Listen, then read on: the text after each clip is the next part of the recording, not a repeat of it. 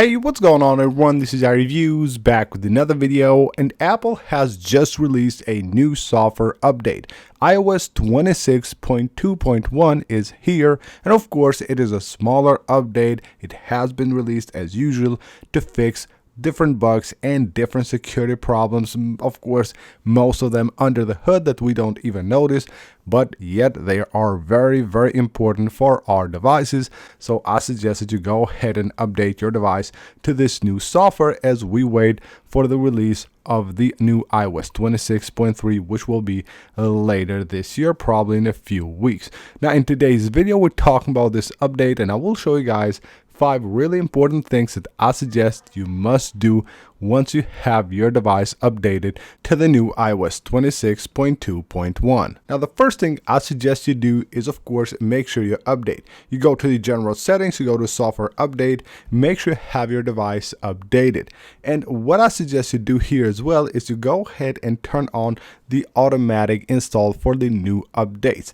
Now we're waiting for iOS 26.3, but we never know when there will be a new update coming out. Maybe we will also get iOS 26.2.2 at some time, so you don't want to bother with these smaller updates and install them manually. You can have everything done automatically simply by turning on this button right here, and then you're good to go. You can just go ahead and relax. Everything will be downloaded and installed automatically in the background. Now lately, Apple has tested a lot of background security updates.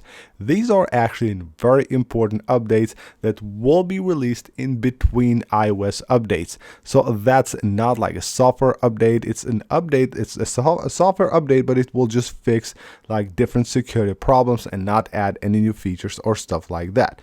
So what I suggest you do is head on to settings, go on to privacy and security, scroll all the way down, and then right here you will find background security improvements, and make sure you have this enabled as well. Now one thing I suggest every user does every time they update their device to a new software update is go ahead and check their battery health.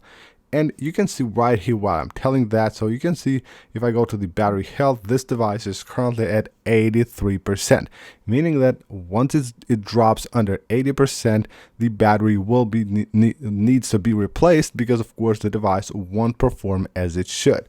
Now what can happen here is that your device might drop on the battery health 3 or 4 percentages, sometimes maybe even more when you update your device. The reason for that is that you can see sometimes the percentage will stay like this for a really long time, so it basically stays stuck. And once you have updated your device, then iPhone will recheck all its components, and then what it is when the time when it will show you the real battery health. So if it's, let's say it says here 83% for like a couple of months, and then I update my device, it might just show me the real battery health and drop under 80%. That means that I will need to replace this battery. Another thing you must do is make sure that you have all of your apps up to date once you have installed a new update. Usually when a new iOS update is out, there will also be app updates, especially the most popular apps will be releasing a ton of updates. So make sure you go ahead and update them from the App Store, or what you can actually do is head on to the apps section right here, and you can go to the App Store, and under automatic downloads you can turn on right there app updates. That way you will have the latest updates of your apps without having to do that manually. And last but not least, make sure you check for a carrier update on your device.